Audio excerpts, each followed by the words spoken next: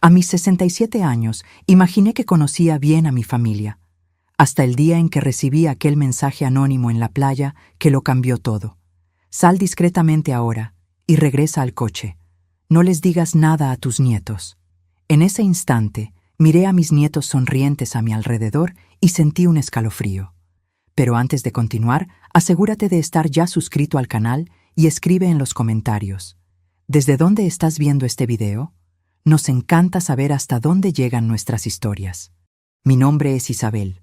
Tengo 67 años y mi vida cambió por completo en una tarde de verano.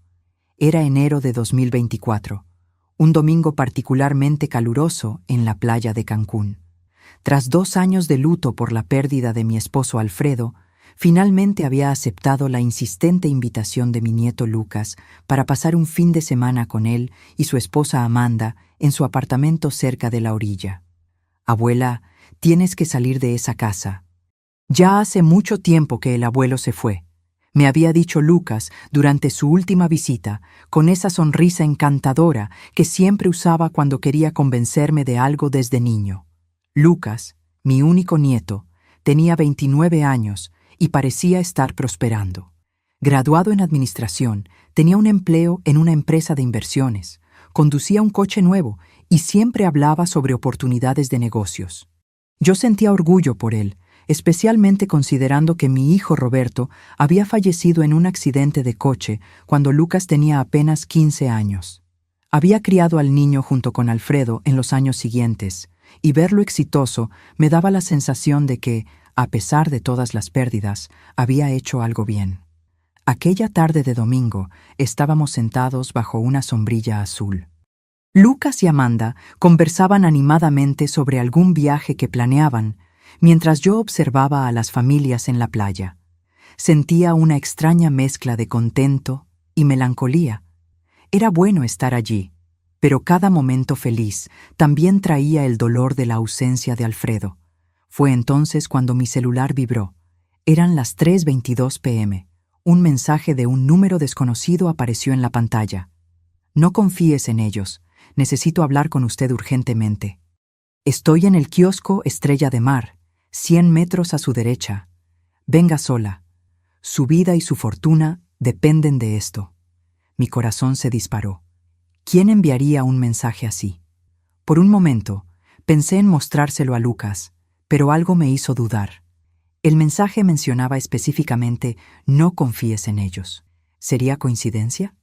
Miré a mi nieto y a su esposa, que continuaban su conversación como si nada hubiera pasado.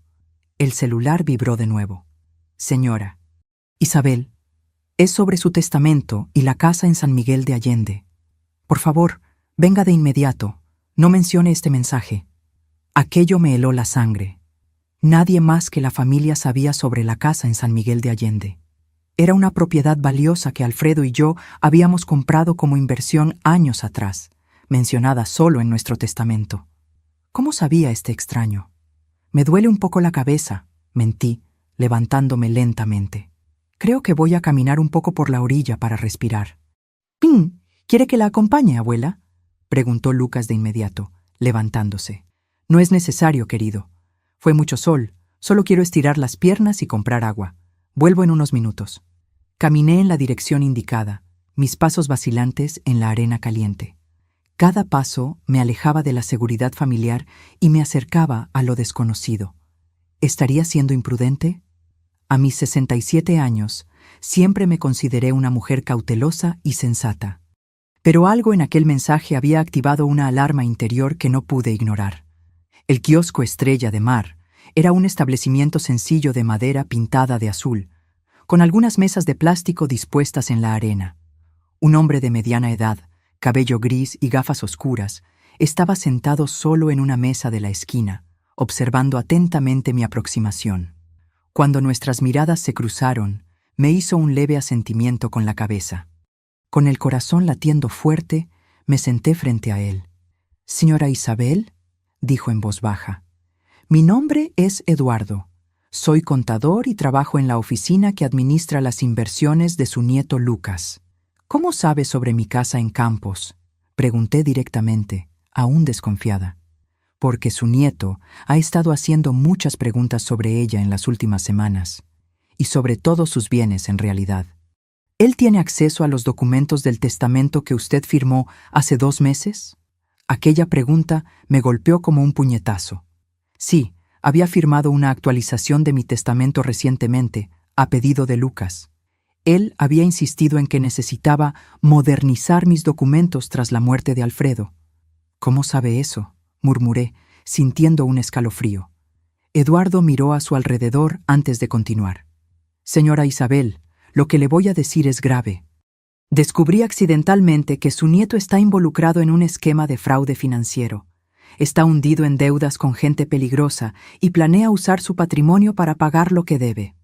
Eso es absurdo, respondí automáticamente, pero sin mucha convicción.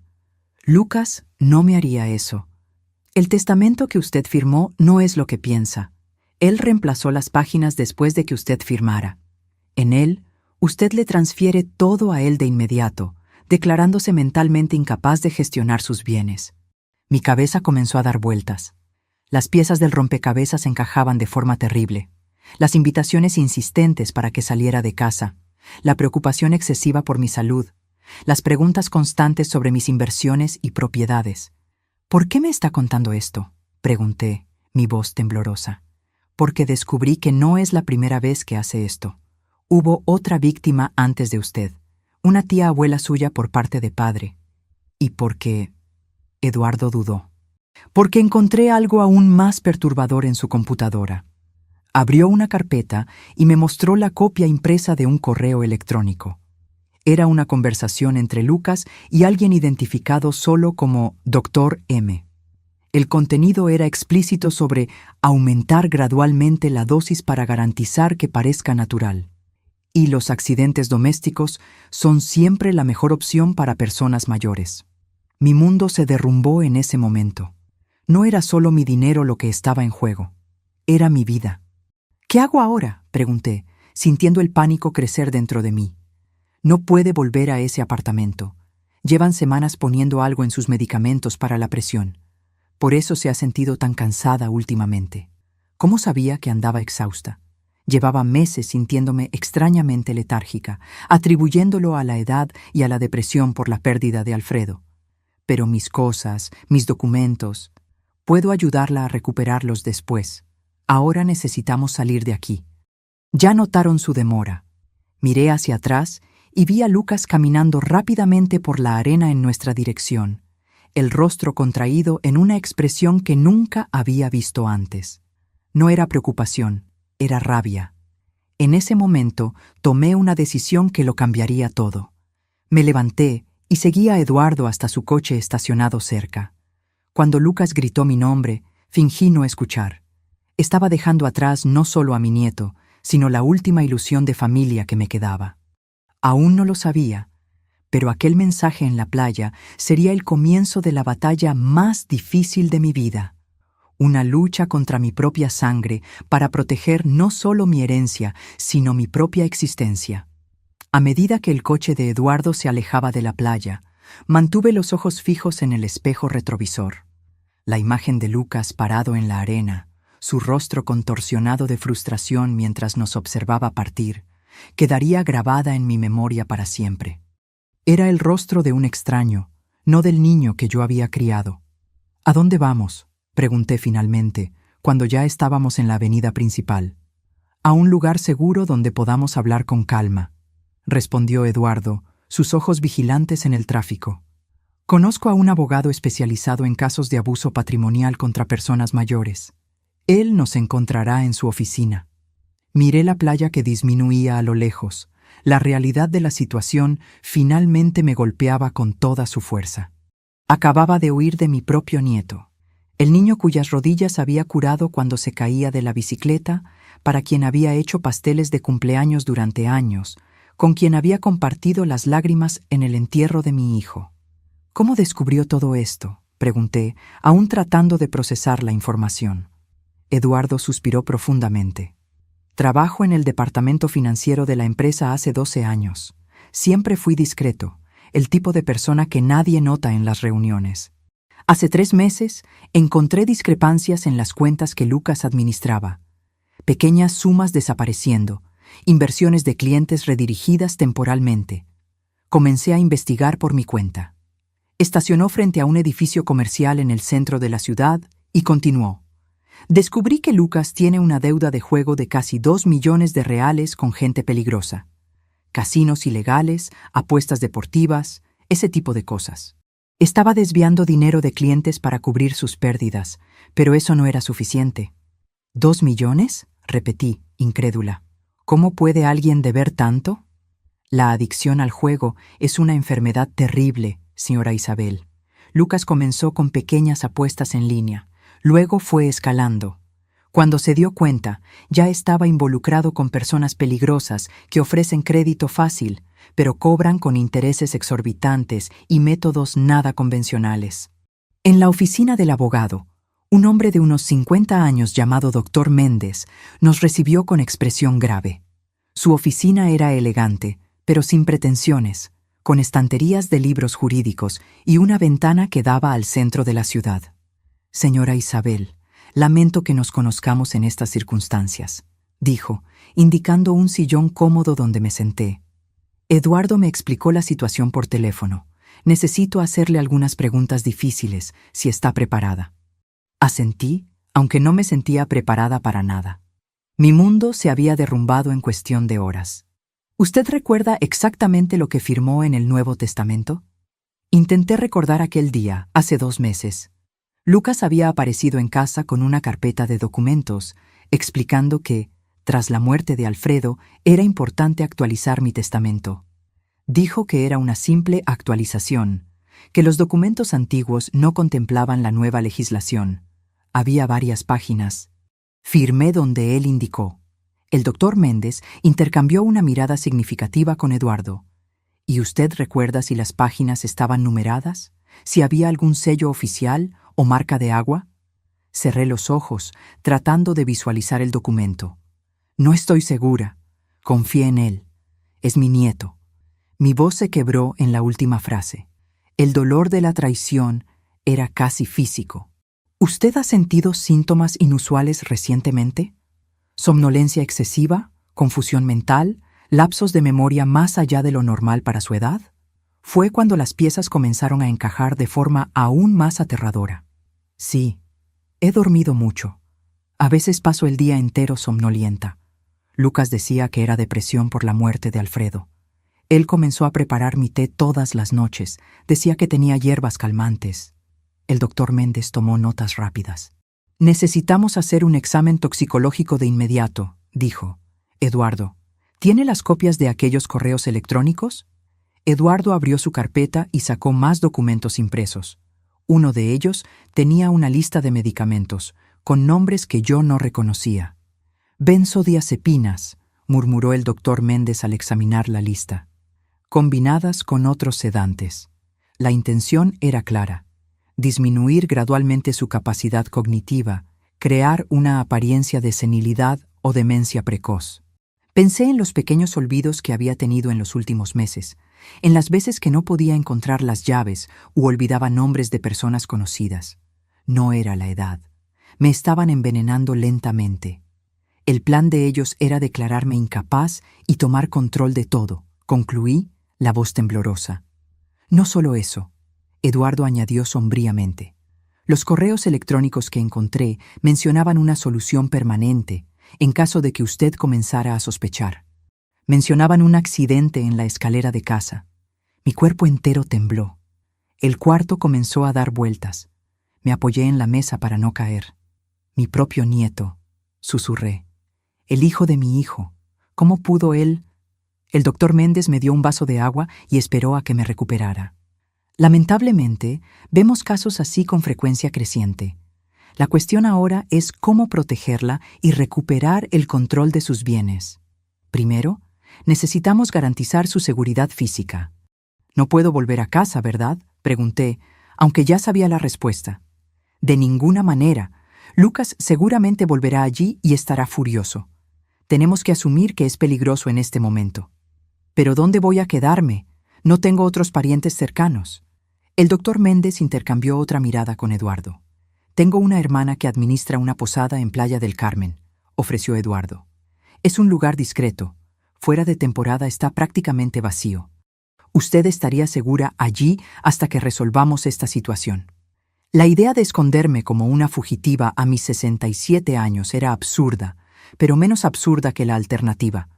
Regresar a una casa donde mi propio nieto planeaba matarme. ¿Y qué hay de mis documentos, mi ropa, mis medicamentos legítimos? Puedo ayudar con eso, dijo Eduardo. Conozco al portero del edificio donde Lucas vive. Puedo inventar una excusa para recoger sus cosas cuando ellos no estén. ¿El doctor? Méndez asintió, aprobando el plan. Mientras tanto, vamos a la comisaría especializada. Necesitamos presentar una denuncia, solicitar medidas de protección e iniciar el proceso para anular cualquier documento que usted haya firmado bajo coacción o engaño. Miré por la ventana al cielo que comenzaba a oscurecer. Hace pocas horas yo estaba en la playa con lo que creía era mi familia. Ahora estaba en una oficina de abogados, planeando cómo esconderme de mi propio nieto. ¿Y si me encuentra?, pregunté, sin poder contener el temblor en la voz. El doctor Méndez me miró a los ojos con una seriedad que me asustó. Señora Isabel, no podemos subestimar la gravedad de la situación. Su nieto le debe 2 millones a gente peligrosa. La única forma de que pague esa deuda es con su patrimonio. Si usted desaparece ahora, él se pondrá desesperado. La gente desesperada hace cosas terribles. Es mi nieto, repetí, como si eso pudiera cambiar algo. En este momento es alguien que planeaba su asesinato, respondió Eduardo con firmeza. Tenemos pruebas de eso. No pude contener las lágrimas. Pensé en Lucas niño, corriendo por la casa, pidiéndome que contara historias antes de dormir. El adolescente callado tras la muerte de su padre, a quien yo intentaba consolar incluso en mi propio luto. El joven del que tanto me enorgullecía cuando entró a la universidad.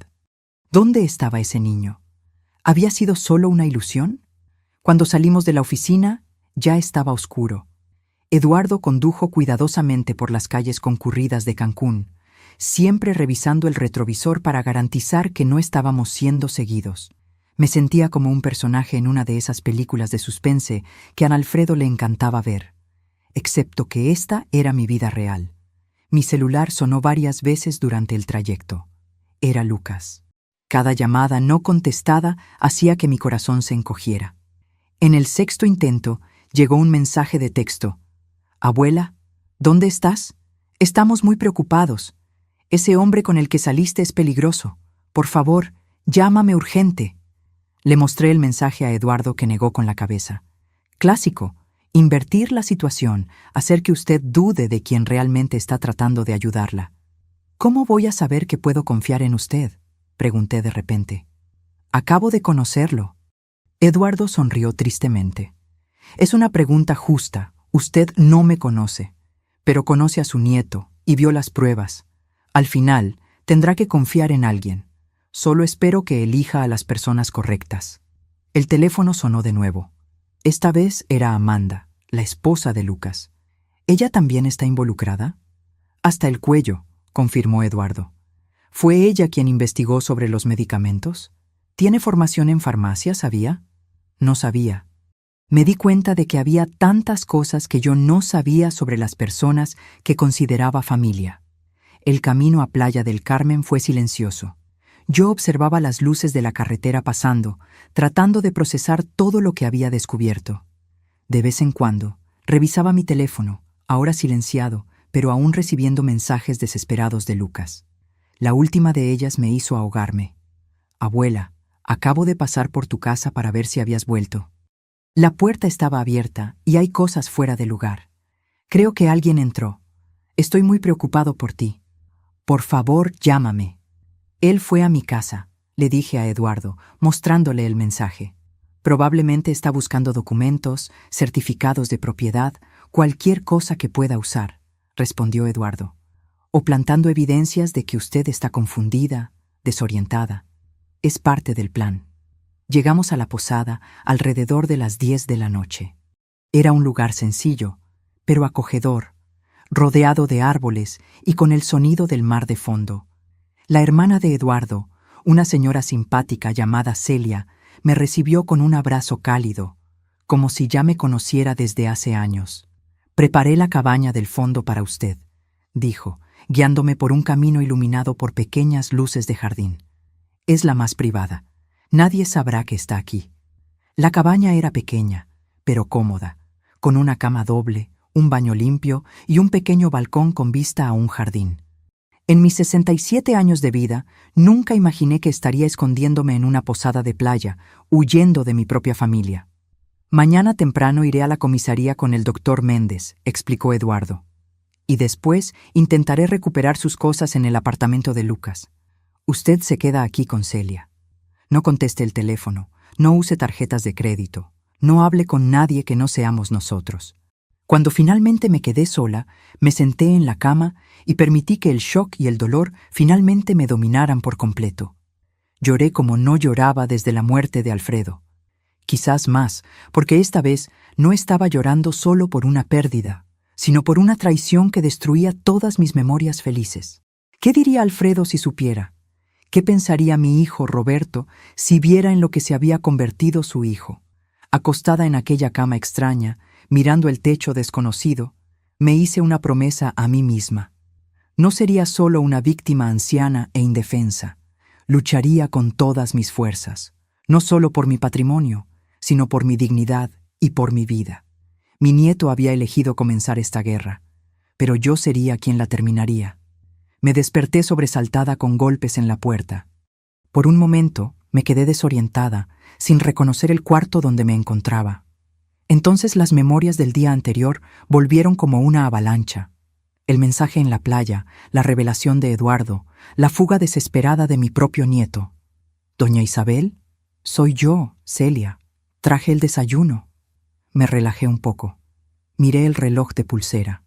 7:30 de la mañana. Había dormido más de lo que imaginaba posible, considerando las circunstancias. Abrí la puerta y Celia entró trayendo una bandeja con café, pan, queso y frutas. Su sonrisa amable parecía fuera de lugar en la pesadilla en que se había convertido mi vida. «¿Cómo se siente?», preguntó, colocando la bandeja sobre la pequeña mesa cerca de la ventana. «Como alguien que descubrió que vivió una mentira», respondí sinceramente, sentándome a tomar café. Celia asintió, comprensiva. Eduardo me contó lo básico. «Siento mucho por lo que está pasando. Sé que las palabras no ayudan mucho en este momento». Mientras comíamos, Celia me explicó que Eduardo había salido temprano para encontrarse con el doctor Méndez en la comisaría. Le pidió que no encendiera el celular ni saliera de la cabaña. Lucas probablemente la está buscando por todas partes. Un escalofrío recorrió mi espalda al pensar en Lucas buscándome. No con preocupación genuina, sino con rabia y desesperación por ver sus planes desmoronándose. ¿Puedo al menos encender la televisión? Necesito algo para distraerme. «Claro», respondió Celia, encendiendo el pequeño televisor en la esquina del cuarto. «Estaré en la recepción si necesita algo. Solo no atienda la puerta a nadie más que a mí o a Eduardo». Tras su salida, me quedé cambiando de canales sin realmente prestar atención a nada. Mi mente estaba repleta de preguntas y dudas. ¿Y si todo fuera un gran malentendido? ¿Y si Eduardo estuviera equivocado? O peor, tuviera sus propias intenciones oscuras. Decidí que necesitaba ver las pruebas por mí misma. Encendí mi celular, ignorando la advertencia de Eduardo. Inmediatamente, una inundación de notificaciones apareció. 15 llamadas perdidas de Lucas, 8 de Amanda, 3 mensajes de voz. Con el corazón acelerado, abrí el primer mensaje. «Abuela, por el amor de Dios, ¿dónde estás? Ese hombre con el que saliste es un exempleado que fue despedido por robo. Te está engañando. La policía ya los está buscando a los dos. Llámame, estoy desesperado». La voz de Lucas sonaba genuinamente preocupada. Por un momento, la duda creció en mí. ¿Y si había cometido un error terrible? El segundo mensaje era aún más perturbador. «Abuela, acabo de hablar con tu médico. No puedes quedarte sin tus medicamentos, es peligroso. Estás confundida, no estás pensando con claridad. Ese hombre te está manipulando. Por favor, vuelve a casa». La manipulación era evidente.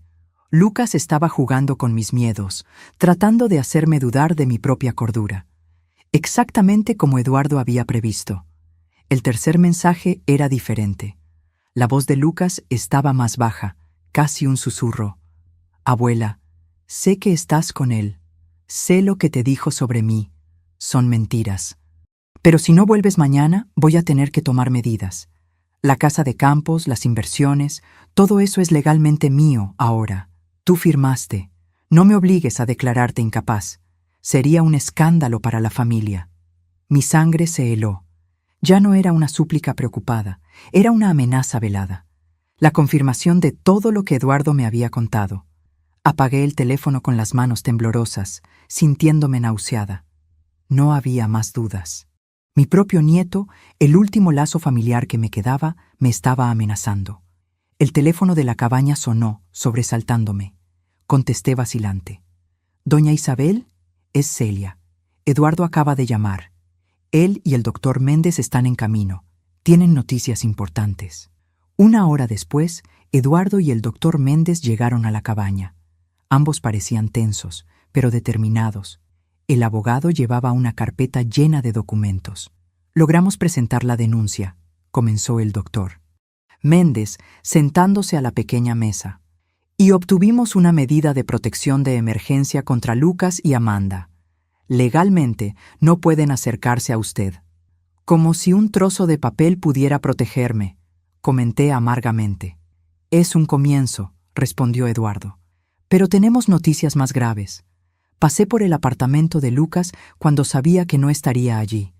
El portero es mi amigo, como mencioné.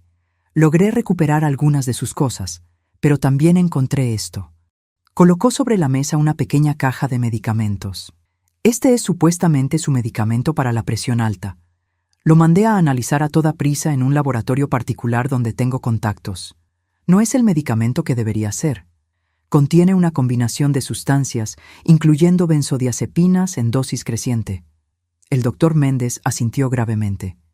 «Esto fortalecerá nuestra acción criminal contra él. Intento de homicidio con dolo eventual, como mínimo». «Y hay más», continuó Eduardo, abriendo un sobre. «Encontré el verdadero testamento que usted firmó antes de que Lucas reemplazara las páginas. Compare con este otro, que obtuvimos en la notaría donde fue registrado». Examiné los dos documentos lado a lado. Parecían idénticos a primera vista. Ambos tenían mi firma al final de cada página, pero el contenido era completamente diferente. En el documento original, yo dejaba el 70% de mis bienes a Lucas, con la condición de que cuidara la casa de campos, que tenía valor sentimental por haber sido comprada con Alfredo. El otro 30% iría a instituciones de caridad. En el documento alterado, yo declaraba estar en plena conciencia, pero preocupada por mi capacidad futura para administrar mis bienes debido a episodios recurrentes de confusión mental y olvido. El texto transfería inmediatamente la administración de todo mi patrimonio a Lucas, con una cláusula que lo convertía en mi curador en caso de incapacidad mental que ciertamente se agravará con el tiempo. «Esto es monstruoso», murmuré, sintiendo una ola de náusea. «Es fraude documental», corrigió el doctor Méndez. «Y tenemos cómo probarlo. Las páginas reemplazadas tienen diferencias sutiles en el papel y en la fuente usada. Un perito grafotécnico podrá confirmar que algunas firmas fueron copiadas o falsificadas. Conseguimos información financiera también», añadió Eduardo, mostrando más papeles. «Lucas debe exactamente 1,87 millones a un prestamista conocido como Tiburón. El plazo final para el pago es en 2 semanas. Coincidentemente, el mismo periodo en que él planeaba su accidente doméstico».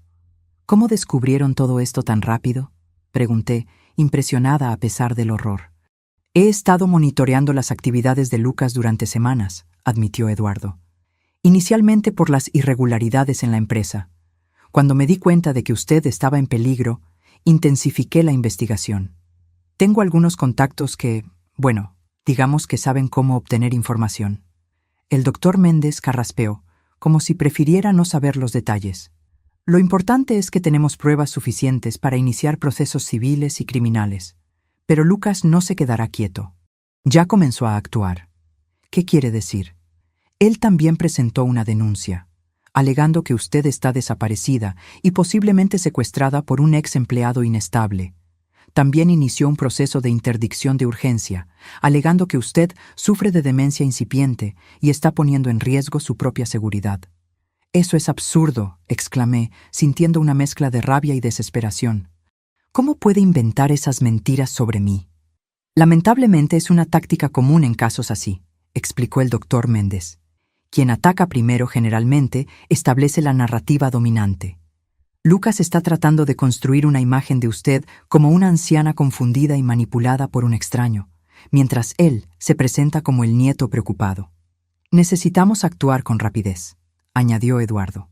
«La buena noticia es que tenemos pruebas concretas.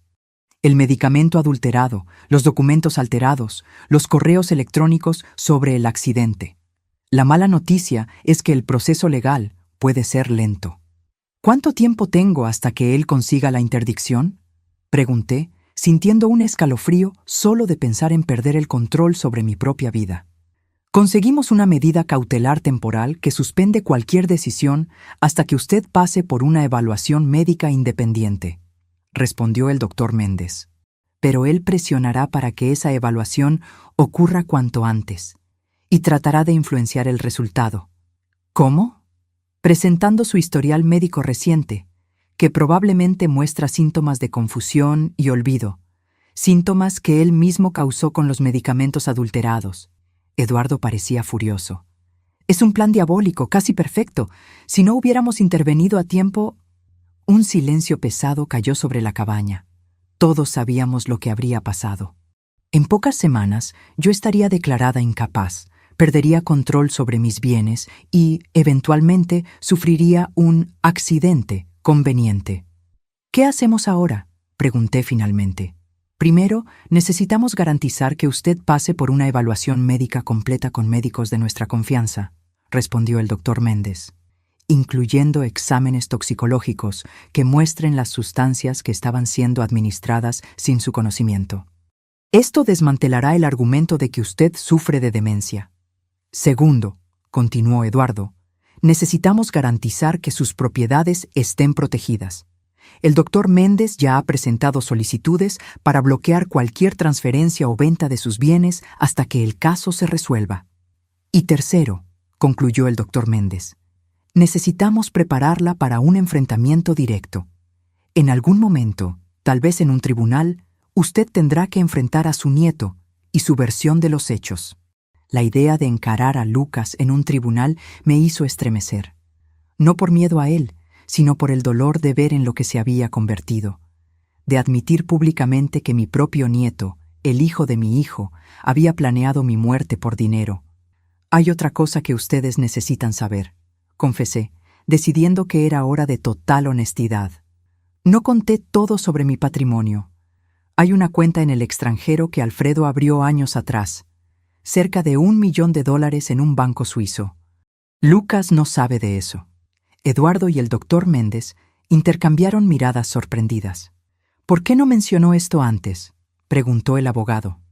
«Porque no estoy segura de si lo declaré correctamente en la declaración de impuestos todos estos años», admití, avergonzada.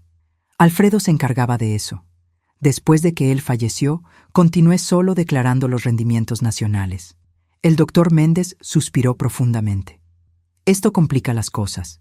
Si Lucas descubre esta cuenta durante el proceso, puede usarla en su contra, alegando ocultación de patrimonio, lo que fortalecería el argumento de que usted no está administrando adecuadamente sus bienes. Por otro lado», reflexionó Eduardo, «es dinero que está seguro, fuera de su alcance. Podemos usar esto estratégicamente». Antes de que pudiéramos continuar la conversación, el teléfono de la cabaña sonó de nuevo. Celia contestó y vino rápidamente hacia nosotros, el rostro pálido. «Eduardo, un coche se detuvo en la entrada de la posada. Es un hombre joven con una mujer. Están preguntando por una señora mayor que habría llegado ayer». Mi corazón se disparó. Lucas nos había encontrado. «¿Cómo nos descubrieron?», susurré, aterrorizada. Eduardo pensó rápidamente. «¿Su celular? ¿Usted lo encendió?». Solo por unos minutos, confesé, para escuchar sus mensajes. Tiempo suficiente para rastrear la señal, murmuró. Tenemos que salir de aquí ahora. El doctor Méndez ya estaba guardando los documentos en su carpeta. ¿Hay una salida por la parte de atrás? Sí, da a un sendero que lleva a la playa, respondió Celia. Mi coche está estacionado allí atrás. Pueden usarlo. Mientras Eduardo y el doctor Méndez reunían apresuradamente nuestras cosas, me quedé paralizada, mirando por la ventana de la cabaña que daba al jardín. La realidad de la situación me golpeó con toda su fuerza. Estaba literalmente huyendo de mi propio nieto, como en una película de suspense. Doña Isabel, necesitamos irnos, insistió Eduardo, tocando suavemente mi hombro. Ellos no pueden verla. Asentí, forzando mis piernas temblorosas a moverse. Tomamos la pequeña bolsa con mi ropa y documentos y salimos por la parte de atrás, siguiendo un sendero estrecho entre arbustos floridos que en otras circunstancias me habrían parecido encantadores. El coche de Celia era un modelo antiguo, pero bien conservado. Eduardo asumió la dirección, mientras el doctor Méndez se sentaba a mi lado en el asiento trasero. ¿A dónde vamos?, pregunté mientras el coche avanzaba por una carretera secundaria, lejos de la entrada principal de la posada. A Ciudad de México, decidió Eduardo, los ojos alternando entre la carretera y el retrovisor. Tengo un amigo que posee un pequeño hotel en el centro. No es lujoso, pero es discreto. Podemos hospedarnos allí usando nombres falsos mientras preparamos los próximos pasos. El doctor Méndez asintió, aprobando el plan. En la capital tendremos acceso más fácil a los recursos legales que necesitamos y nos perderemos entre la multitud. El viaje a Ciudad de México fue tenso. Cada vez que un coche se acercaba demasiado, me encogía en el asiento imaginando a Lucas persiguiéndonos. Eduardo conducía con cuidado, pero rápidamente, tomando rutas alternativas para garantizar que no estábamos siendo seguidos. ¿Cree que él sabe a dónde vamos?, pregunté en cierto momento. Es improbable, respondió Eduardo. Aunque hayan rastreado su celular hasta la posada, no tendrían cómo saber nuestros planes futuros. A menos que... El doctor Méndez comenzó. Entonces se detuvo, como si estuviera pensándolo mejor. ¿A menos que qué?, insistí. A menos que ellos hayan puesto algún tipo de rastreador en nuestras cosas. Pero eso sería... ¿paranoia?, completé. Creo que ya pasamos el punto donde podemos descartar cualquier escenario por parecer demasiado paranoico. Eduardo estuvo de acuerdo. Cuando lleguemos a Ciudad de México, vamos a revisar nuestra ropa y pertenencias, por precaución. A medida que nos acercábamos a la ciudad, el tráfico se intensificaba. El flujo constante de coches, autobuses y camiones era a la vez reconfortante y opresivo. Por un lado, era más fácil perderse en la multitud. Por otro, la contaminación y el ruido contrastaban drásticamente con la tranquilidad de la posada en Playa del Carmen. El hotel del amigo de Eduardo quedaba en una calle estrecha en el centro antiguo.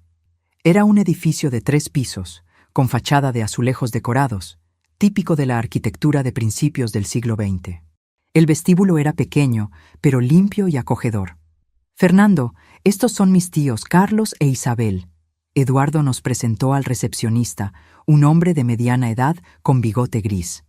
Están teniendo problemas con una fuga en el apartamento y necesitan quedarse algunos días.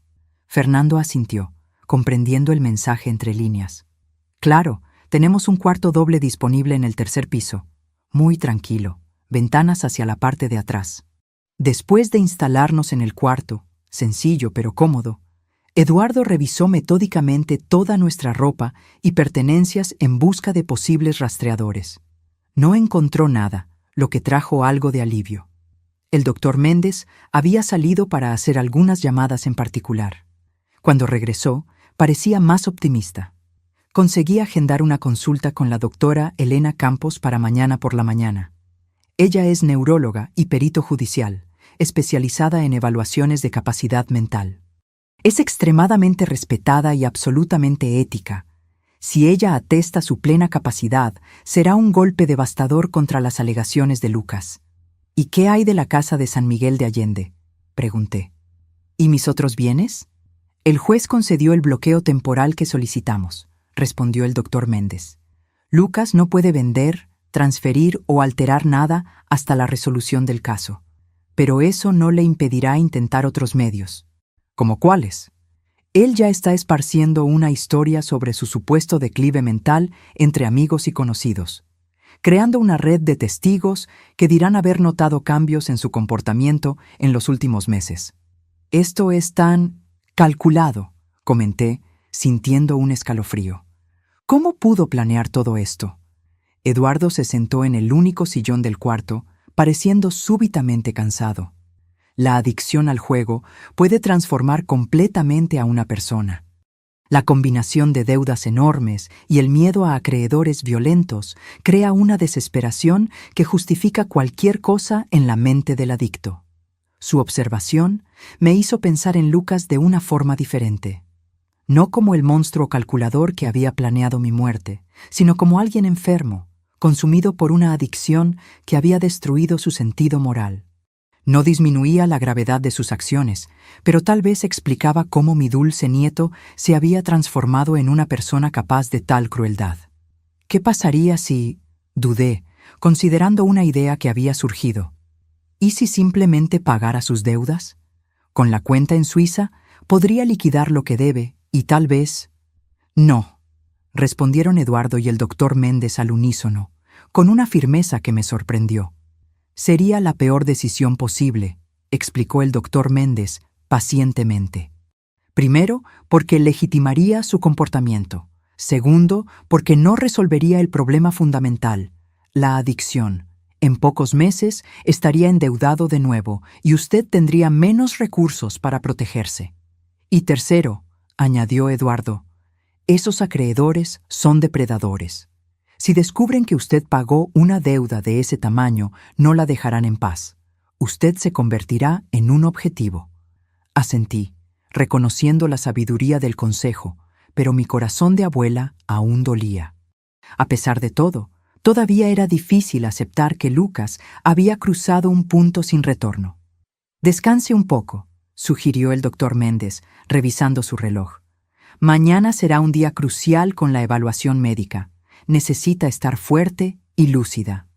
Tras la salida de ellos, me quedé sola en el cuarto extraño, mirando por la ventana hacia un patio interno rodeado por otros edificios antiguos, tan diferente de mi casa cómoda, construida a lo largo de décadas con Alfredo. El sentimiento de exilio era abrumador. Cerré los ojos, tratando de recordar cómo era Lucas niño. Su primer día de escuela, cuando se agarró a mi pierna, aterrorizado por lo desconocido. El adolescente quieto tras la muerte de su padre, a quien yo intentaba consolar incluso en mi propio luto. El joven orgulloso, vistiendo la toga el día de su graduación. ¿Dónde estaría aquel niño ahora? ¿Todavía existiría, enterrado bajo capas de adicción y desesperación? ¿O había desaparecido completamente, sustituido por alguien capaz de planear fríamente la muerte de su propia abuela? Con esas preguntas dolorosas en la mente, me dormí un sueño agitado, repleto de pesadillas donde Lucas me perseguía por escaleras interminables, siempre a punto de alcanzarme. La mañana siguiente amaneció gris y lluviosa, un cielo que parecía reflejar mi estado de ánimo. Desperté temprano, después de una noche de sueño fragmentado. Mi cabeza me latía con un leve dolor, quizás resultado de la tensión acumulada o de los medicamentos adulterados que habían dejado mi sistema gradualmente en los últimos días. Eduardo llegó a las 8:30, trayendo café y panes frescos. Su rostro demostraba cansancio, pero había una determinación en sus ojos que me daba fuerza. «¿Cómo se siente?», preguntó mientras arreglaba el pequeño desayuno sobre la mesa del cuarto. «Como alguien que descubrió que su vida entera era una farsa», respondí, tratando de sonreír, pero fallando. «No todo era falso», observó Eduardo gentilmente. «El amor que usted le dio a Lucas durante años fue real. Las memorias felices que compartieron eran verdaderas. Lo que sucedió después no borra eso». Sus palabras, aunque bien intencionadas, tocaron una herida abierta. ¿Cómo confiar en cualquier recuerdo ahora? ¿Cuántas de las risas, de los momentos de cariño, de las confidencias compartidas con mi nieto habían sido genuinas y cuántas habían sido calculadas para manipularme? Tenemos que salir en 20 minutos para la consulta con la doctora Elena, informó Eduardo, cambiando de tema al notar mi incomodidad. El doctor Méndez nos encontrará directamente en la clínica. Consiguió copias de los exámenes médicos que Lucas adjuntó a la solicitud de interdicción. Son de hace 3 meses, cuando usted estuvo en el hospital con mareos. ¿Recuerda? Recordaba vagamente. Había tenido un episodio de vértigo después del almuerzo en casa de Lucas. En su momento, lo atribuí al calor y al cansancio. Ahora me daba cuenta de que probablemente ya estaban empezando a drogarme. En esos exámenes ya había señales de algunas sustancias inusuales en su organismo, continuó Eduardo. Lucas usó los resultados para alegar que usted ya presentaba síntomas de declive cognitivo hacía meses, pero la doctora Elena sabrá interpretar correctamente lo que estaba sucediendo. La clínica de la doctora Elena quedaba en un barrio elegante de Ciudad de México, en un edificio moderno de fachada espejada. Al entrar en la recepción elegante, con sillones de cuero y una fuente decorativa, me sentí fuera de lugar en mi ropa sencilla e improvisada. El doctor Méndez ya nos esperaba, conversando en voz baja con una mujer alta y elegante de aproximadamente 50 años, cabello gris corto y gafas de montura fina. Su bata blanca impecable contrastaba con un collar colorido artesanal que le daba un aire accesible a pesar de la postura formal. «Doña Isabel, esta es la doctora Elena Campos», nos presentó el doctor Méndez. La médica me saludó con un apretón de manos firme y una sonrisa gentil. «Vamos a mi consultorio. Necesitamos hacer una evaluación completa y tengo muchas preguntas». Las 3 horas siguientes fueron agotadoras. Primero, la doctora Elena recogió muestras de sangre y orina para análisis toxicológicos. Después, condujo una batería de pruebas cognitivas, desde preguntas sencillas como fecha y lugar, hasta ejercicios complejos de razonamiento lógico, memoria y toma de decisiones.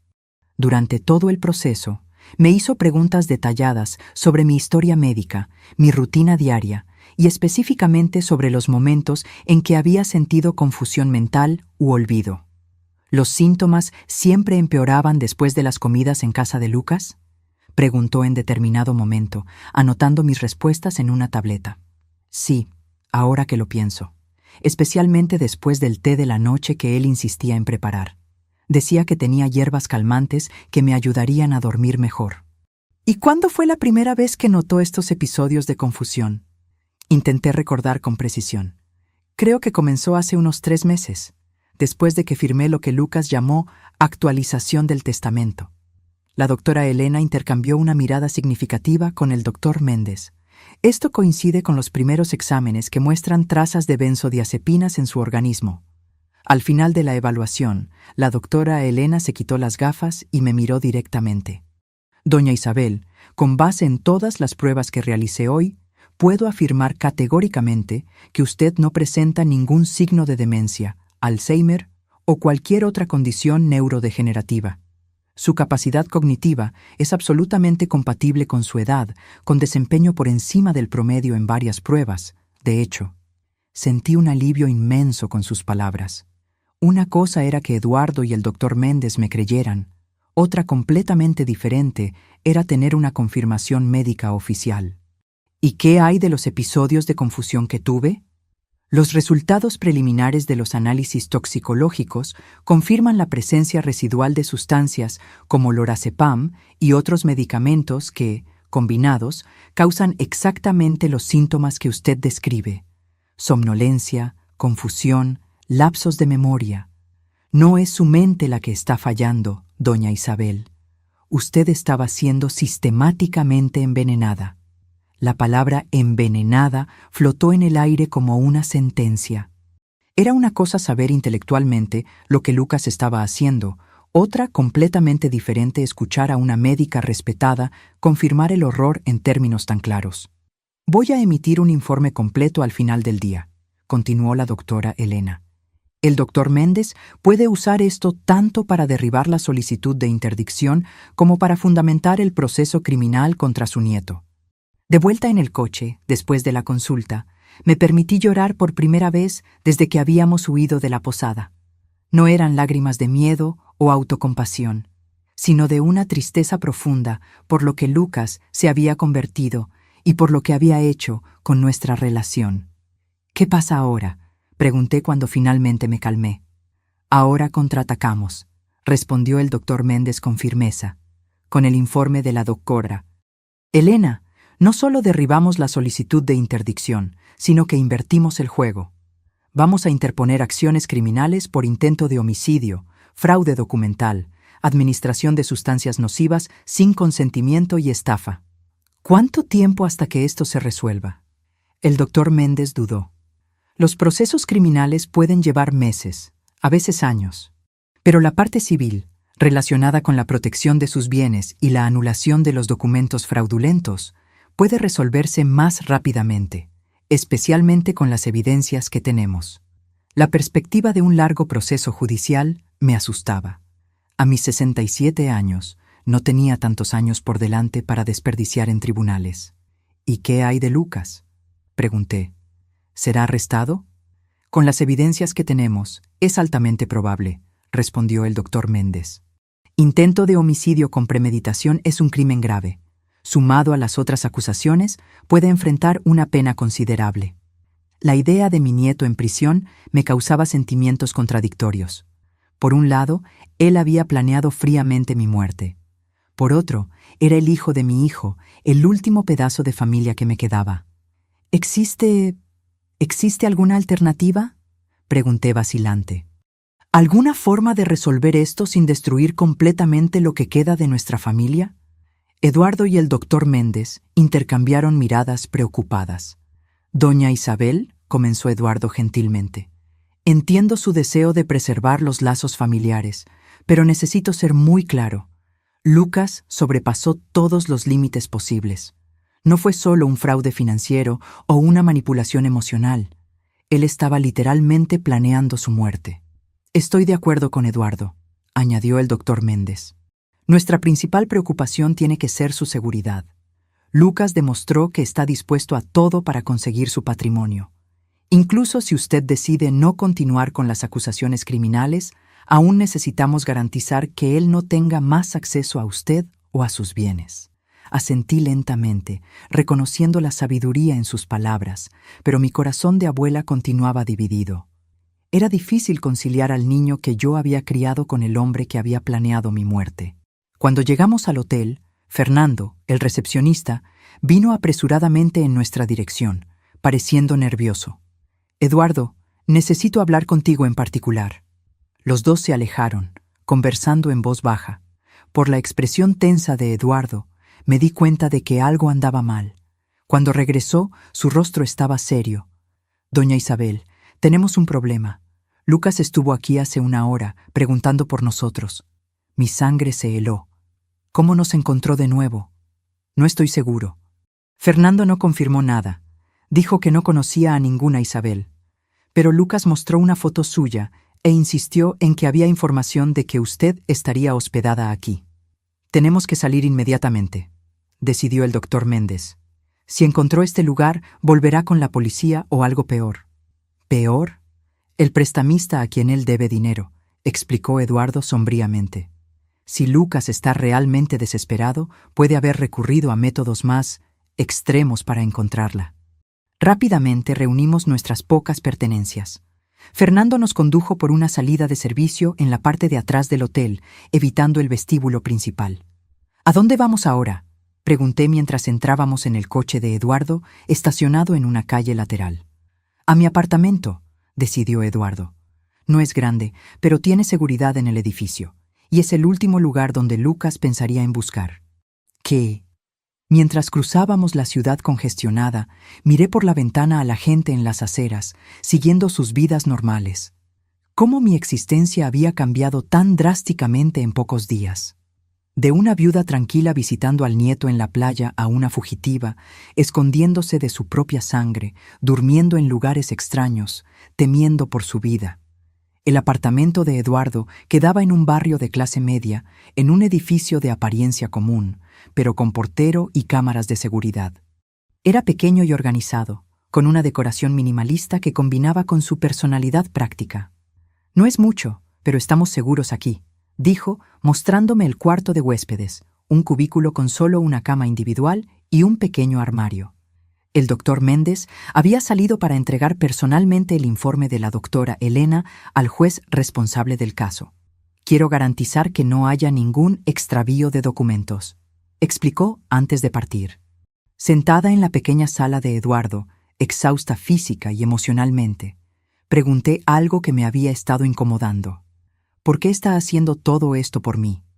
¿Arriesgando su empleo, su seguridad, abriendo su casa a una extraña? Eduardo detuvo lo que estaba haciendo y se sentó en el sofá frente a mí. Sus ojos reflejaban una mezcla de determinación y tristeza, porque hace 6 años, mi propia abuela pasó por algo similar. Respondió con voz baja. Mi tío, el hijo mayor de ella, hizo casi lo mismo. Manipuló documentos, convenció a todos de que ella estaba senil, asumió control de todo. Cuando finalmente lo descubrimos, era demasiado tarde. Ella murió sola en un asilo de 5ª categoría, donde él la había internado para ahorrar dinero, mientras vivía en la mansión de ella. Sus puños se cerraron con el recuerdo doloroso. Yo era demasiado joven, no tenía recursos o conocimiento para ayudarla. Cuando vi lo que Lucas estaba planeando hacer con usted, juré que esta vez sería diferente, que esta vez yo haría algo. Sus palabras me conmovieron profundamente. En medio de la pesadilla en que se había convertido mi vida, encontré un alma gentil, alguien dispuesto a arriesgarlo todo para ayudar a una desconocida por principios morales. Gracias, susurré, sosteniendo su mano. No sé lo que habría pasado si usted no me hubiera enviado aquel mensaje en la playa. Sabemos exactamente lo que habría pasado, respondió sombríamente. Y es por eso que no podemos bajar la guardia hasta que Lucas esté legalmente impedido de acercarse a usted. El teléfono de Eduardo sonó. Era el doctor Méndez con noticias. El juez recibió el informe y suspendió inmediatamente el proceso de interdicción, informó, sonando triunfante. Mejor aún, emitió una orden judicial prohibiendo a Lucas acercarse a doña Isabel o a cualquiera de sus propiedades. La policía ya fue notificada. Era una victoria importante, pero todos sabíamos que no significaba el fin de la batalla. Lucas aún estaba desesperado, endeudado y peligroso, y ahora, más acorralado que nunca. ¿Y qué hay del proceso criminal?, pregunté. El delegado agendó su declaración para mañana por la mañana, respondió el doctor Méndez. Con sus declaraciones y todas las evidencias que reunimos, deben emitir una orden de arresto para Lucas y Amanda al final del día. La perspectiva de ver a mi nieto arrestado aún me causaba un profundo malestar, pero ahora entendía que era necesario, no solo para mi seguridad, sino también para impedirle perjudicar a otras personas. Aquella noche, Eduardo reforzó la seguridad del apartamento, revisando 2 veces todas las cerraduras e instalando un dispositivo de alarma portátil en la puerta. El doctor Méndez se había ido, pero prometió volver a la mañana siguiente con noticias. ¿Cree que estamos seguros aquí?, pregunté mientras Eduardo preparaba un té en la pequeña cocina. Creo que sí, respondió, aunque podía notar vacilación en su voz. Lucas no conoce esta dirección, y el edificio tiene portero 24 horas. Sin embargo, viendo mi expresión preocupada, añadió, pero tal vez sea prudente pensar en un lugar aún más seguro. Tengo un amigo que posee una granja en las afueras de la ciudad. Podríamos ir allí mañana hasta que Lucas sea capturado. Asentí, agradecida por su preocupación, pero al mismo tiempo cansada de huir. A mis 67 años, después de una vida de trabajo honesto con Alfredo, me había convertido en una fugitiva, escondiéndome en lugares desconocidos, temiendo por mi seguridad. ¿Qué le pasó a mi vida?, murmuré, más para mí misma que para Eduardo. Fue interrumpida temporalmente, él respondió, sentándose frente a mí y ofreciéndome una taza de té. Pero no se acabó. Usted va a reconstruirla, diferente quizás, pero aún suya. Sus palabras contenían una sabiduría que me reconfortó. Sí, mi vida había sido puesta patas arriba, pero todavía estaba en mis manos. Si conseguía sobrevivir a esta crisis, podría empezar de nuevo, con nuevas bases, nuevas personas, nuevos propósitos. Por la mañana, el timbre sonó temprano. Era el doctor Méndez, pareciendo agitado. Tenemos una pista sobre Lucas, anunció tan pronto como entró.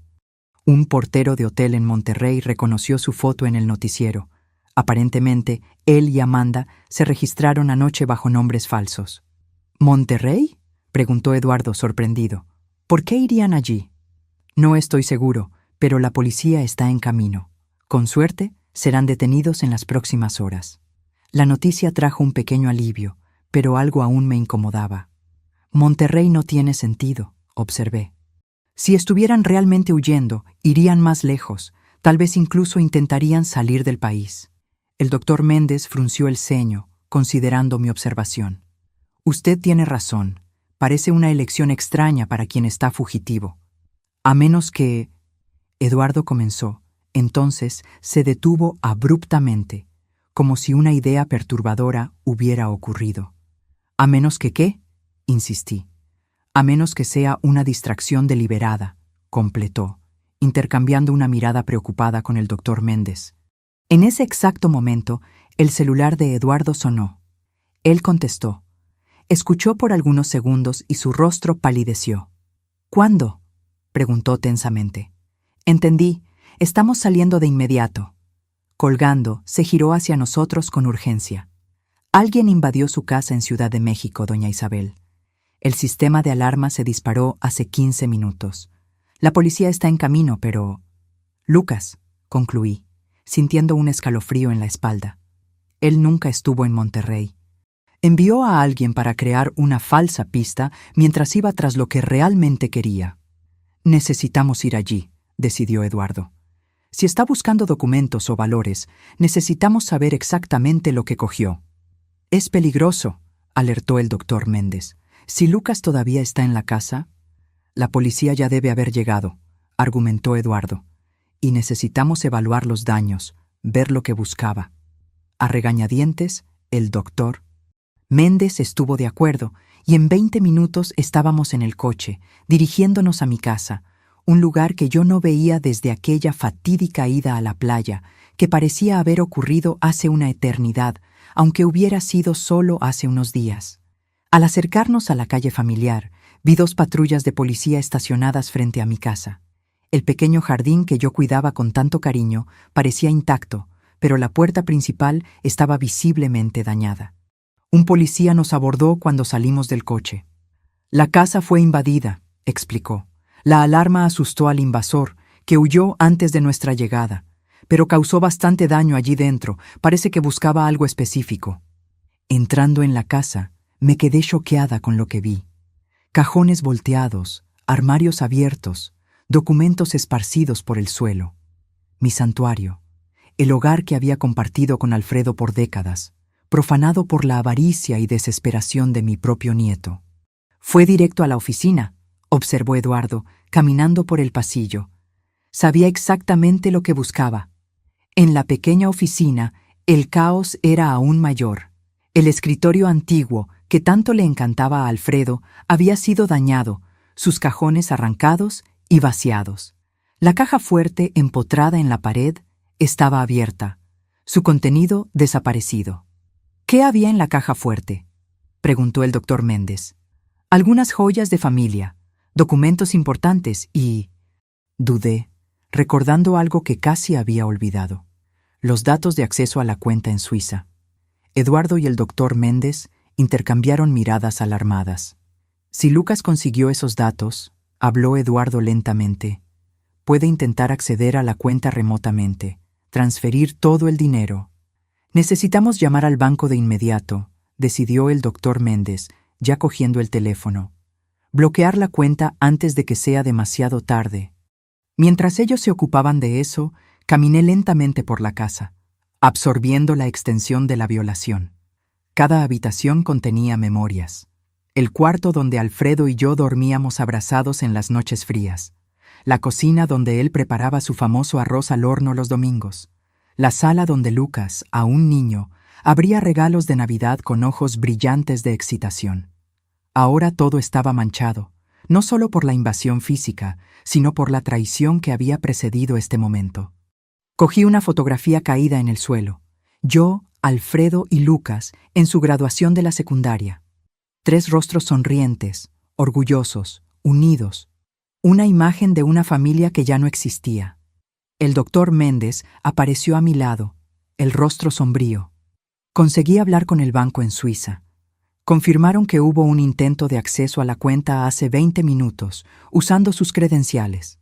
¿Lucas lo consiguió? No. El banco bloqueó el intento por venir de una IP no reconocida. Tienen protocolos rigurosos para cuentas de ese tamaño, pero ahora implementaron un bloqueo total. Nadie podrá acceder a la cuenta hasta que usted comparezca personalmente a la agencia en Suiza. Suspiré, parcialmente aliviada. Al menos no consiguió el dinero. Pero ahora está más desesperado que nunca, observó Eduardo, uniéndose a nosotros. Y sabe que su última esperanza de pagar las deudas acaba de desaparecer. Un policía se acercó, sosteniendo su radio. «Señora Nogueira, acabamos de recibir una información importante. Un vehículo registrado a nombre de Lucas Nogueira fue avistado en la carretera hacia San Miguel de Allende hace cerca de 1 hora. La mención de San Miguel de Allende hizo que mi corazón se disparara. La casa de veraneo, la propiedad que tenía tanto valor sentimental para mí y Alfredo. Está yendo a la casa de Campos», concluí. «Tal vez crea que hay algo de valor allí, algo que pueda vender rápidamente. O simplemente está desesperado y sin opciones», sugirió Eduardo, buscando un lugar para esconderse temporalmente. «La policía de San Miguel de Allende fue notificada», informó el policía. «Están monitoreando la propiedad y las carreteras de acceso». El doctor Méndez, después de una breve conversación telefónica, se volvió hacia nosotros. «Hablé con el delegado responsable del caso. Sugiere que usted se quede en un hotel bajo protección policial hasta que Lucas sea capturado». La idea de otro escondite, otra cama extraña, más días viviendo con miedo, me causó una súbita ola de indignación. No, yo no continuaría huyendo. No permitiría que Lucas robara también mi dignidad e independencia. «No», respondí firmemente, sorprendiéndome a mí misma con la determinación en mi voz. «Basta de esconderme. Voy a San Miguel de Allende». «¿Qué?», exclamó Eduardo, choqueado. «Pero es exactamente hacia allá donde Lucas está yendo». «Precisamente», respondí, una nueva resolución creciendo dentro de mí. «Es hora de enfrentar a mi nieto directamente, en territorio que conozco, que significa algo para nuestra familia». «Es extremadamente peligroso», argumentó el doctor Méndez. «Lucas está acorralado, desesperado. La policía va a capturarlo, solo necesitamos esperar». «¿Y si destruye la casa antes de eso? Aquel lugar contiene las últimas memorias intactas que tengo con Alfredo. No permitiré que Lucas las profane como hizo con esta casa».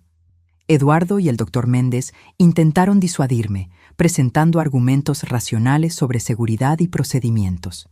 Pero por primera vez, desde que todo había comenzado, me sentí completamente segura de mi camino. «Voy a San Miguel de Allende», repetí con finalidad. «Con o sin ustedes. La policía ya está allí. Estaré segura. Pero necesito estar presente. Necesito ver esto terminar con mis propios ojos». Tras más argumentos, finalmente estuvieron de acuerdo, con la condición de que yo estuviera estrictamente bajo supervisión policial y no intentara confrontar a Lucas personalmente. Acepté los términos, aunque en mi interior sabía que, cuando llegara el momento, haría lo que mi corazón determinara. 3 horas después, nuestro coche subía las carreteras sinuosas de la sierra, en dirección a San Miguel de Allende. El paisaje era bellamente incongruente con el drama que estábamos viviendo. Montañas verdes bajo un cielo azul cristalino, el aire cada vez más fresco a medida que ganábamos altitud. «La policía confirmó que el coche de Lucas está en la ciudad», informó Eduardo después de recibir una llamada. «Pero aún no localizaron exactamente dónde está». «Está en la casa», respondí con una certeza que no podía explicar. «Es hacia allá donde vamos y es allí donde todo terminará». A medida que nos acercábamos al destino, sentía una extraña calma instalarse. Después de días de miedo e incertidumbre, finalmente estaba tomando las riendas de mi propia historia. Fuera cual fuera el resultado del enfrentamiento inminente con Lucas, yo lo enfrentaría de pie, no más como una víctima asustada, sino como la mujer fuerte que Alfredo siempre vio en mí. La carretera serpenteaba entre araucarias centenarias. llevándonos al encuentro que cambiaría para siempre el significado de la palabra familia en mi vida. La carretera a San Miguel de Allende me traía memorias contradictorias a cada curva.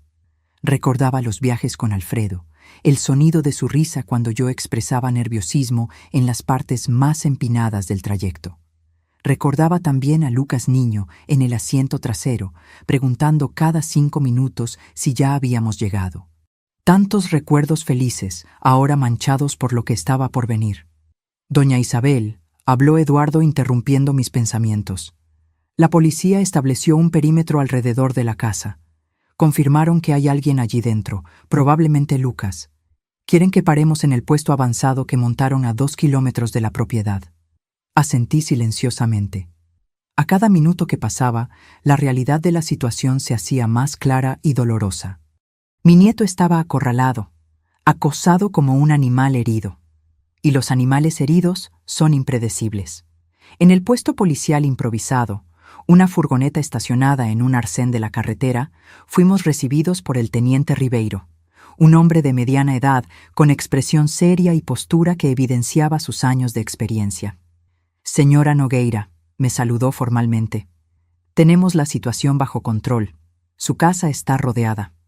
Identificamos a 2 individuos en el interior. Creemos que son Lucas y Amanda Nogueira. Parecen estar buscando algo, moviéndose de una habitación a otra. ¿Están armados?, preguntó el doctor Méndez. No tenemos confirmación visual de armas, pero estamos procediendo con la suposición de que pueden estarlo. La idea de Lucas armado me causó una nueva ola de angustia. ¿Qué le había pasado? ¿Cómo el niño dulce que yo conocía se había transformado en alguien de quien la policía necesitaba protegerse? «¿Cuál es el plan?», pregunté, tratando de mantener la compostura. «Estamos tratando de establecer comunicación. Enviamos mensajes por el altavoz, pero hasta ahora no obtuvimos respuesta. Si continúan sin responder, tendremos que considerar una entrada táctica». «¿Entrada táctica? ¿Quiere decir invadir la casa por la fuerza?», pregunté alarmada. «Es un último recurso, señora, pero si evaluamos que hay riesgo de autoagresión o destrucción significativa de propiedad, podemos necesitar intervenir». La idea de policías armados invadiendo la casa que Alfredo y yo habíamos elegido como nuestro refugio de paz me era insoportable, y la posibilidad de que Lucas reaccionara violentamente, siendo herido o peor, no, tenía que haber otra solución. «Déjenme hablar con él», propuse súbitamente. «De ninguna manera», respondieron Eduardo y el doctor Méndez casi al unísono. «Es muy arriesgado», completó el teniente. «Su nieto está mentalmente inestable y desesperado. No podemos permitir que la señora se exponga a ese peligro». «Él no me hará daño», argumenté, aunque una voz interior cuestionaba esa certeza. «Conozco a Lucas desde que nació. Sé cómo hablar con él». «Con todo respeto, señora», el teniente respondió pacientemente. «El Lucas que usted conocía planeó envenenarla y falsificar su muerte en un accidente.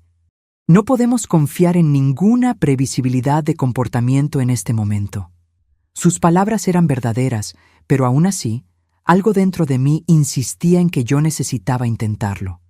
No solo por Lucas, sino por mí misma. Por algún cierre que tuviera sentido en medio de toda esta locura. «Teniente», el doctor Méndez intervino, dándose cuenta de mi determinación. «Tal vez podamos llegar a un compromiso. ¿Y si doña Isabel hablara con Lucas por teléfono? Desde una distancia segura, sin contacto físico». El teniente consideró la idea por un momento. «Eso podría funcionar. Podríamos usar el megáfono para instruirle a contestar el teléfono de la casa. Si acepta conversar, puede ayudar a desescalar la situación». Tras más discusiones sobre seguridad y procedimientos, el plan fue aprobado. Yo hablaría con Lucas por el teléfono fijo de la casa, mientras permanecería en la furgoneta policial, lo suficientemente lejos para estar segura, pero lo suficientemente cerca para que mi voz pudiera potencialmente calmarlo. «Recuerde», me instruyó Eduardo mientras yo me preparaba, «no importa lo que diga, manténgase firme. Él puede intentar manipularla de nuevo, jugar con sus emociones. No caiga en esa trampa». Asentí, agradecida por el consejo, aunque sabía que sería más fácil decirlo que hacerlo. Lucas conocía mis puntos débiles, mis detonantes emocionales. Había pasado años estudiándolos meticulosamente para su manipulación. El teniente usó el megáfono para comunicarse con la casa. Lucas Nogueira, sabemos que usted y Amanda están allí dentro. La casa está rodeada. No hay salida. Su abuela quiere hablar con usted por el teléfono de la casa. Conteste cuando suene. Hubo un largo momento de silencio. Entonces, una de las cortinas de la sala se movió ligeramente. Alguien estaba observando. El teniente marcó el número de la casa. Escuchamos el tono en el aparato de comunicación 1, 2, 3 veces. En el cuarto tono, alguien contestó, pero no habló nada. «¿Lucas?», llamé, la voz más firme de lo que esperaba. «Soy yo, abuela».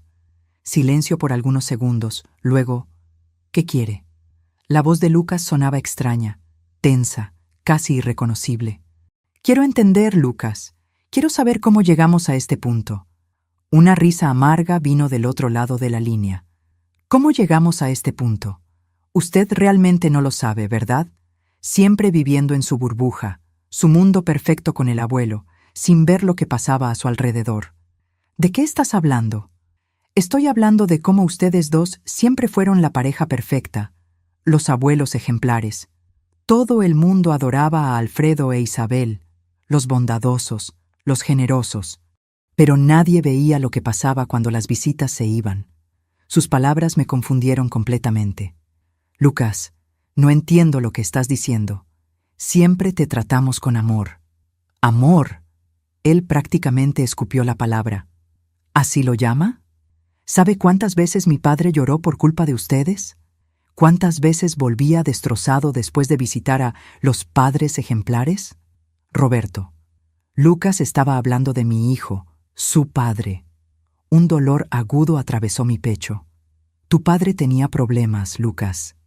Intentamos ayudarlo de todas las formas posibles». «Problemas que ustedes crearon», gritó, su voz temblando de rabia. «Siempre cobrando perfección, siempre comparándolo con los hijos de los demás. Nada de lo que hacía era lo suficientemente bueno para el gran Alfredo Nogueira, ¿verdad?». Las acusaciones me golpearon como bofetadas. Era verdad que Alfredo había sido riguroso con Roberto, esperando excelencia en todo. Pero eso era amor, no crueldad. Queríamos lo mejor para nuestro hijo. Tu padre era amado, Lucas. Si él tenía esa impresión, era un malentendido. ¿Malentendido? Lucas se rió de nuevo, un sonido que me erizó la piel. «Es lo que siempre dicen, ¿verdad? Lo entendiste mal, hijo. Es por tu bien». ¿Sabe lo que mi padre me dijo antes de morir en ese accidente? Que estaba conduciendo borracho porque no aguantaba más intentar probar su valía para ustedes. Aquella revelación me golpeó como un impacto físico. Roberto había muerto volviendo de una fiesta. Su coche volcó en una curva. El informe indicó alto contenido alcohólico en la sangre. Lo habíamos atribuido a una irresponsabilidad, un error terrible. Jamás imaginé que pudiera haber algo más profundo detrás. «Lucas, eso no puede ser verdad». Mi voz falló. «Es la única verdad que me importa», respondió, la amargura evidente. «¿Y después de que murió? Ustedes me acogieron, claro. Los abuelos ejemplares no abandonarían al nieto huérfano. Pero siempre mirándome como si esperaran que yo cometiera los mismos errores de mi padre. Siempre presionándome para ser perfecto, para no desperdiciar oportunidades como él». Sus palabras abrieron una herida que yo ni siquiera sabía que existía. Era verdad que, tras la muerte de Roberto, Alfredo y yo habíamos sido particularmente exigentes con Lucas. Queríamos que él tuviera todas las oportunidades que su padre, en nuestra visión, había desperdiciado. Pero eso había sido interpretado de una forma completamente diferente por el niño que sufría el luto de su padre. «Lucas, si así fue como te sentiste, lo siento mucho. De verdad. Pero, ¿eso justifica intentar matarme?». Hubo una pausa larga. Cuando habló de nuevo, su voz estaba más controlada, casi fría. «No, nada lo justifica. Yo me perdí, abuela. Me perdí completamente». Un suspiro profundo. Comencé a apostar para sentir algo, cualquier cosa. para tener control sobre algo en mi vida. Cuando me di cuenta, debía millones a gente que no acepta excusas. Podríamos haber conversado, Lucas. Yo te habría ayudado de alguna forma. ¿Cómo? ¿Dándome un sermón sobre responsabilidad financiera? ¿Comparándome con el hijo de su amigo que se hizo médico? Se rió amargamente. Además, ya era demasiado tarde. El tiburón no es exactamente paciente con deudores. O yo pagaba o... Entonces decidiste que yo tenía que morir. Concluí, el dolor de aquella verdad aún fresco. Fue idea de Amanda inicialmente, admitió después de un momento. Ella dijo que sería más limpio, más rápido. Una señora mayor, un accidente doméstico, nadie cuestionaría mucho. La herencia vendría a mí. Yo pagaría las deudas y seguiríamos adelante. La frialdad con que él describía el plan para asesinarme me dejó nauseada. ¿Cómo habíamos llegado a este punto? ¿Cómo no me di cuenta de la profundidad de la disfunción en nuestra familia? ¿Y ahora? ¿Cuál es el plan, Lucas? La casa está rodeada. No hay salida. Otra pausa larga. No sé. Sinceramente no sé. Vine hasta aquí buscando algo que pudiera vender rápidamente. Joyas, documentos de valor, cualquier cosa, pero no encontré nada útil. ¿Qué harías si lo hubieras encontrado? Pregunté, genuinamente curiosa. Intentaría negociar con el tiburón, ganar más tiempo. Pero ahora, su voz se desvaneció y de fondo pude escuchar lo que parecía ser Amanda llorando. Lucas, ríndete a la policía. Es la única opción ahora.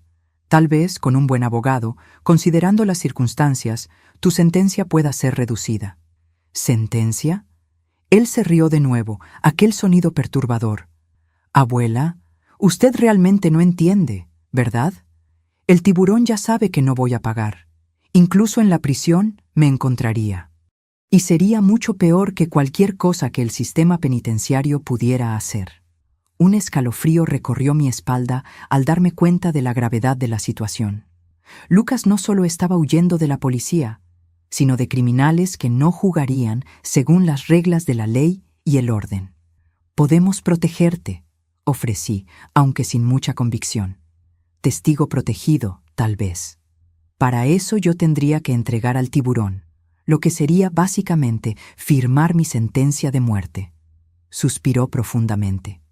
No hay salida, abuela. Yo lo arruiné todo, completamente.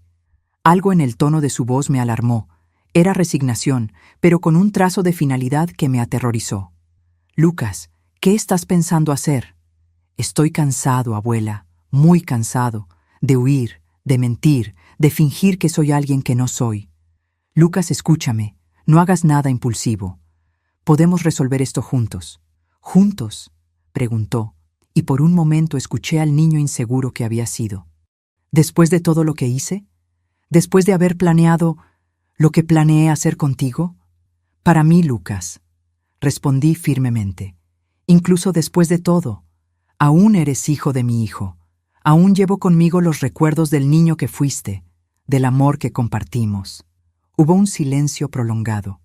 Miré al teniente, que me hizo señas para que siguiera hablando, que lo mantuviera involucrado. Piensa en tu padre, Lucas, continué. Si lo que dices es verdad, si Roberto realmente se sentía inadecuado, no repitas su mismo error. No elijas un camino sin retorno. Usted no entiende, murmuró. Entonces ayúdame a entender. Ven a la puerta, sin el arma, y conversemos cara a cara, como familia, con todas nuestras fallas. Escuché la respiración pesada de Lucas del otro lado. Entonces, algo inesperado. ¿Usted realmente vendría aquí? ¿Después de todo? Sí, respondí sin dudar, ignorando las miradas alarmadas de Eduardo y del teniente. Si dejas el arma a un lado, yo iré a ti. El teniente cubrió el micrófono. Señora Nogueira, eso es extremadamente peligroso. No podemos permitir... Levanté la mano para silenciarlo. En ese momento era una cuestión entre abuela y nieto, una cuestión de familia. Sin trucos, Lucas, sin más mentiras. Solo nosotros dos, conversando honestamente por primera vez en años. Después de lo que pareció una eternidad, Lucas respondió: «Ok, voy a dejar el arma sobre la mesa de la sala. Estaré esperando en el balcón, solo. Amanda se quedará dentro de la casa. Voy para allá, prometí, colgando el teléfono. El caos fue instantáneo. Eduardo, el doctor Méndez y el teniente comenzaron a protestar simultáneamente. «Es un suicidio», exclamó Eduardo. «Puede estar mintiendo sobre el arma», alertó el doctor. Méndez. «Absolutamente fuera de cuestión», declaró el teniente. «No pondremos a un civil en riesgo». Encaré a los tres con una determinación que no sentía hacía años. «Señores, agradezco la preocupación, pero esta es mi familia, mi responsabilidad. Si existe una posibilidad de resolver esto sin violencia, necesito intentarlo». «Doña Isabel», argumentó el teniente. «Él planeó matarla. Esto no es un desacuerdo familiar común. Estoy consciente de eso. Pero también sé que hay más en esta historia que simplemente maldad. Hay dolor, hay trauma generacional, hay cosas que necesitan ser dichas antes de que sea demasiado tarde». Después de más argumentos, llegamos a un compromiso. Yo iría a la casa, pero usaría un chaleco antibalas disfrazado bajo mi ropa. Policías quedarían posicionados estratégicamente, listos para intervenir a la menor señal de peligro. Y yo usaría un micrófono oculto para que pudieran escuchar la conversación. Cuando los preparativos terminaron, Eduardo sostuvo mis manos. «Por favor, tenga cuidado, no se deje manipular de nuevo». Asentí, conmovida por su preocupación genuina. «Seré cautelosa, lo prometo, pero necesito darle esta última oportunidad. No por Lucas, sino por mí misma». El trayecto hasta la casa me pareció interminable, aunque fueran solo 2 kilómetros. Cada curva de la carretera revelaba más del paisaje familiar.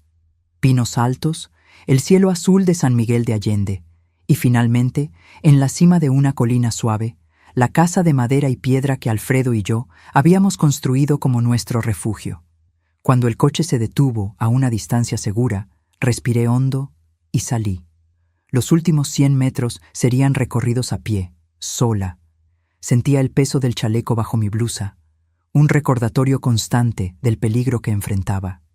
A medida que me acercaba, vi a Lucas sentado en los escalones del balcón.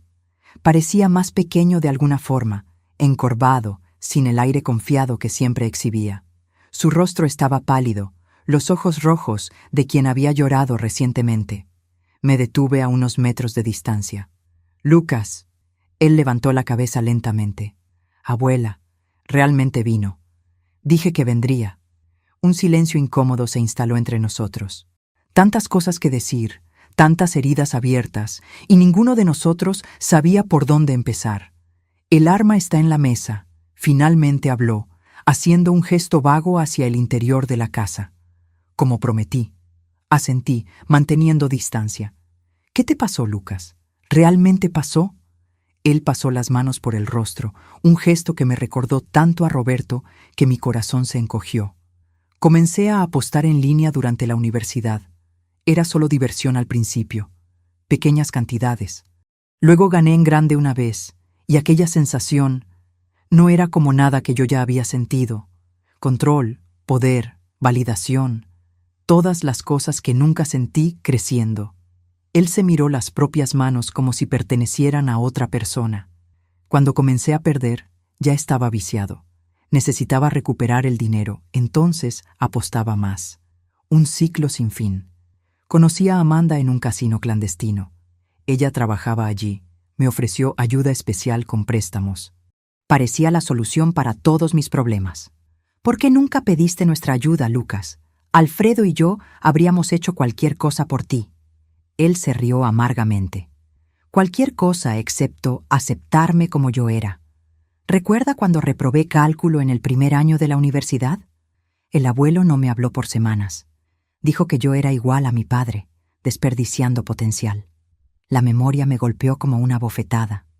Era verdad. Alfredo había sido duramente crítico, creyendo que la severidad motivaría a Lucas a esforzarse más. Nosotros cometimos errores, admití. Muchos errores. Pero eso no justifica lo que planeaste hacerme». Lucas bajó la cabeza, las lágrimas finalmente cayendo. «Lo sé. No hay justificación.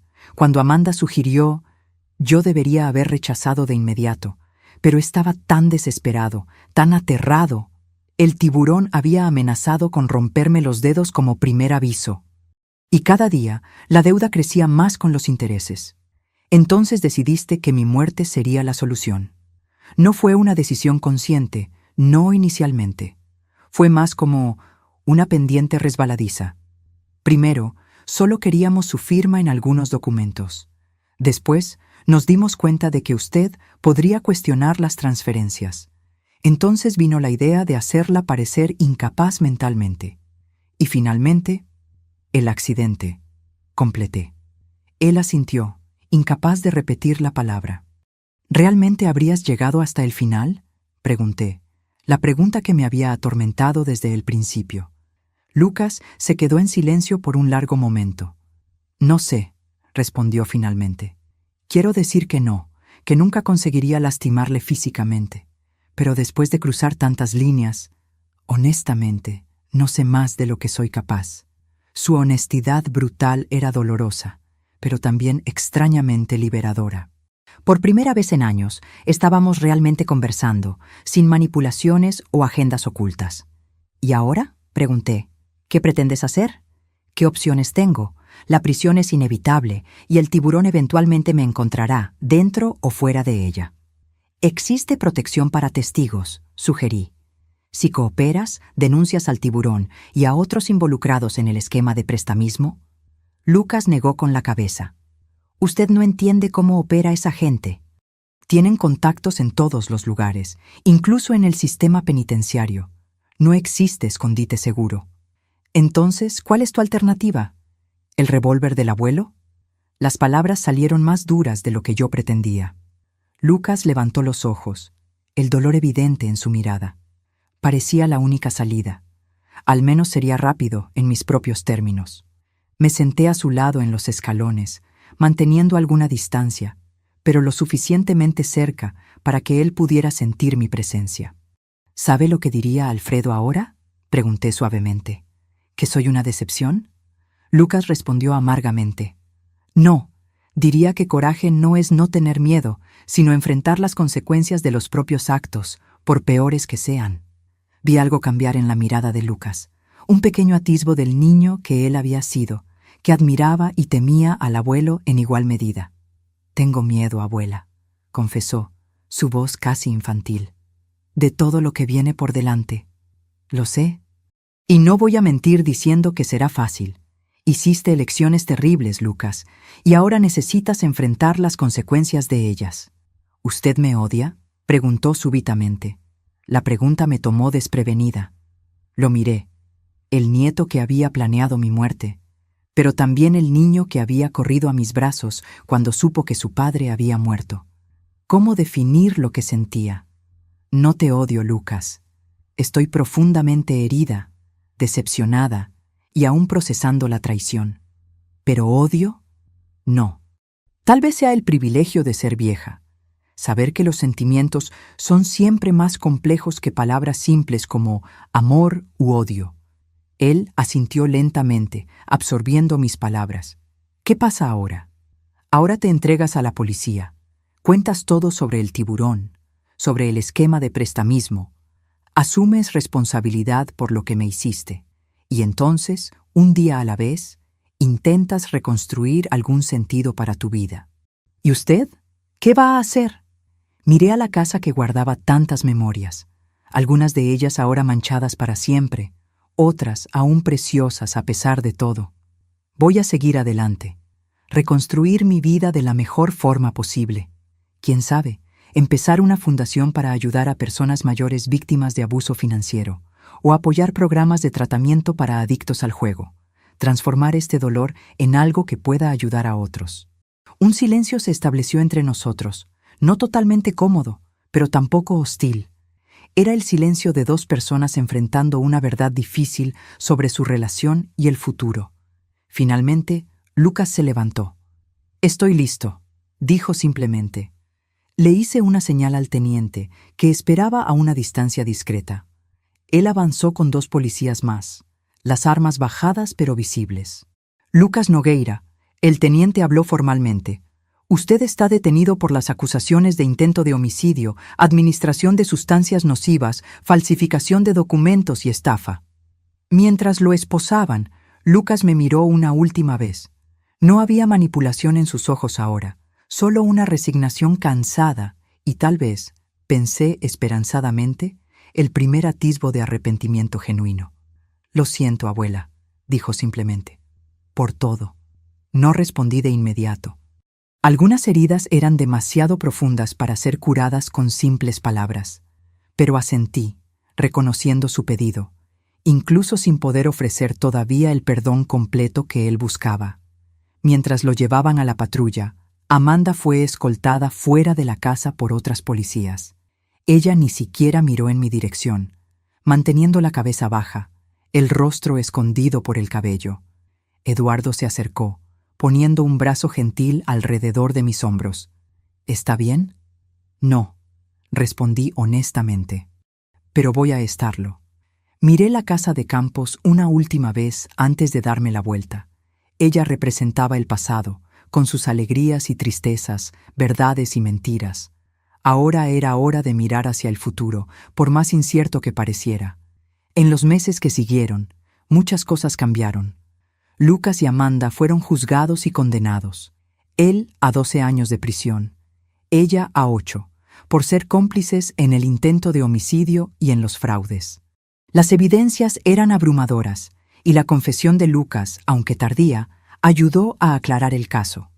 Más sorprendente fue la operación policial desencadenada por la información que Lucas proporcionó sobre el tiburón.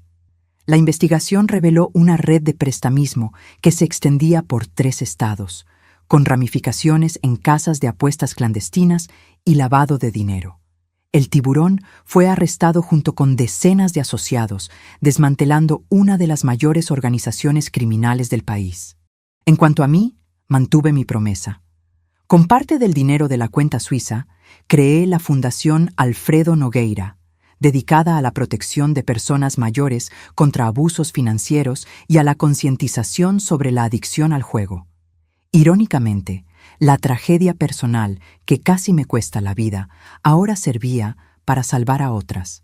Eduardo se convirtió no solo en un amigo cercano, sino en un aliado invaluable en la administración de la fundación. Su experiencia financiera y su compromiso con la ética lo hacían el socio perfecto para esta nueva jornada. Visité a Lucas en la prisión 3 meses después de su condena. Fue una conversación difícil, cargada de emociones contradictorias. Él parecía diferente, más delgado, más callado, los ojos sin el brillo manipulador que yo había aprendido a reconocer. «Estoy en terapia», me dijo, descubriendo cosas sobre mí mismo que nunca quise enfrentar. No prometí visitarlo regularmente, ni ofrecí un perdón fácil que no sentía verdaderamente. En cambio, ofrecí algo más valioso: honestidad. No sé si algún día nuestra relación será lo que fue, Lucas. Algunas traiciones son demasiado profundas, pero no cerré completamente la puerta. El tiempo dirá lo que será posible reconstruir.